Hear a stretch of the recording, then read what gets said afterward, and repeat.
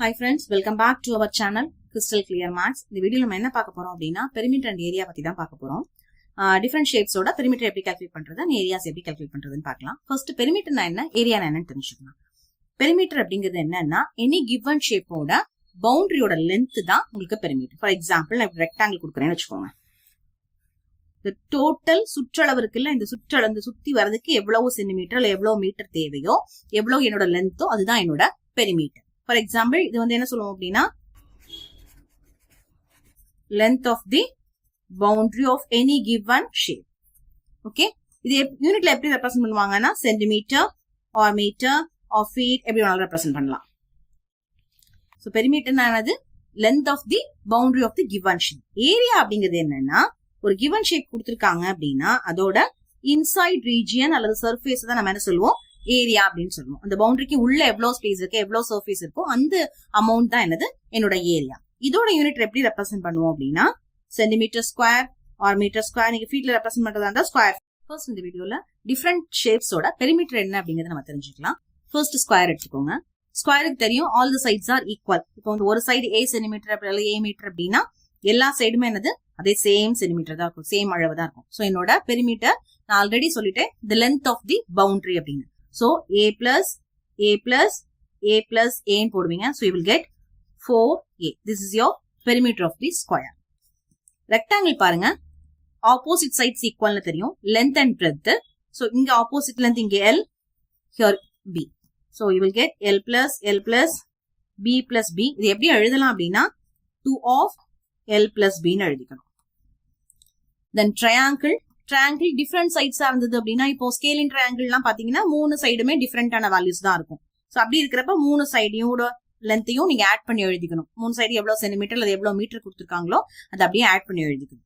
இதுல ஒரே ஒரு இது என்னன்னா ஈக்குவலேட்டரல் ட்ரையாங்கிள்ல இந்த மாதிரி லைன் கொடுத்துருவாங்க. இந்த லைன் இண்டிகேட்ஸ் தட் எல்லா சைட்ஸும் ஈக்குவல் வேல்யூ ஈக்குவல் லென்த்ல இருக்குது அப்படின்னு அர்த்தம். ஈக்குவலேட்டரல் ட்ரையாங்கிள்ல 3 சைடுமே இன்ஈக்குவல் லென்த்ல தான் இருக்கும். சோ ஒரு சைடு ஏ அப்படிங்கிறது தெரிஞ்சா we can calculate a plus a தான் உங்களோட perimeter. So you can get 3a. That is your perimeter of the equilateral triangle. Parallelogram பாருங்க, parallelogram ரெக்டாங்கிள் மாதிரி தான்.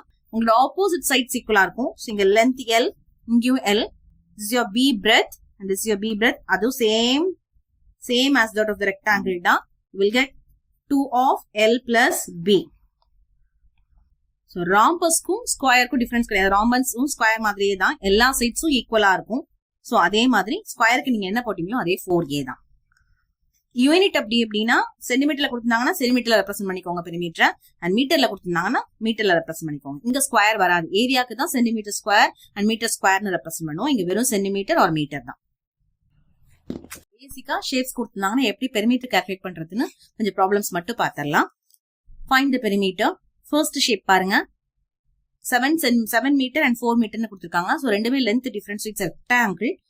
ரெக்டாங்கிளுக்கு ஃபார்முலா உங்களுக்கு தெரியும். Perimeter of the rectangle will be equal to 2 into L plus B.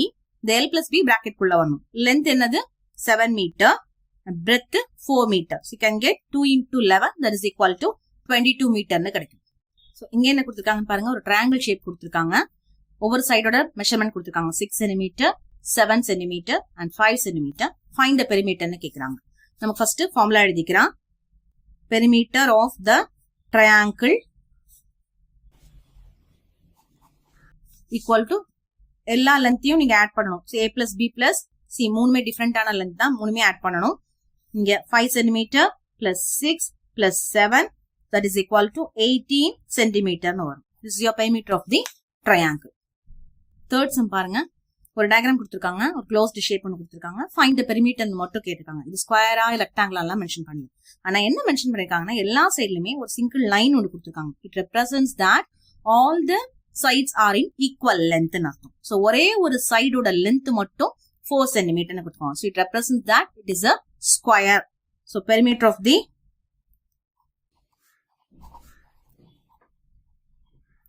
ஸ்கொயரோட formula என்ன, 4 into side that is 4 into a ன்னு வச்சுக்கோங்க. இந்த a தான் உங்களுக்கு 4 centimetre. So 4 into 4 you will get 16 centimeter is your perimeter of the square. Next fourth sum பாருங்க, ஒரு triangle இருக்கு, ஒரே ஒரு சைடு மட்டும் 5 சென்டிமீட்டர் மென்ஷன் பண்ணிருக்காங்க. and they have given a ஒரு லைன் கொடுத்திருக்காங்க எல்லா சைடும். It represents that all the sides are in equal length. So இந்த சைடும் 5 cm, இந்த சைடும் 5 cm. So it represents that it is an equilateral triangle. உங்களோட perimeter of the equilateral triangle என்ன வரும்?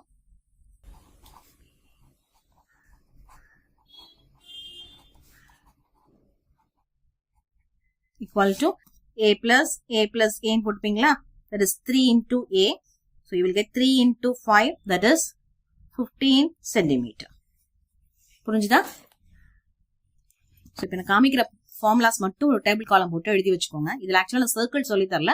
நெக்ஸ்ட் வீடியோல சர்க்கிள்ஸ் பத்தி பார்க்கலாம். ஸ்கொயரோட பெர்மீட்டர் 4a, ராம்பஸ்க்கும் அதே தான் 4a, rectangle your opposite sides are equal, so 2 into l plus b, parallelogram அதே தான் opposite sides are equal, 2 into l plus b.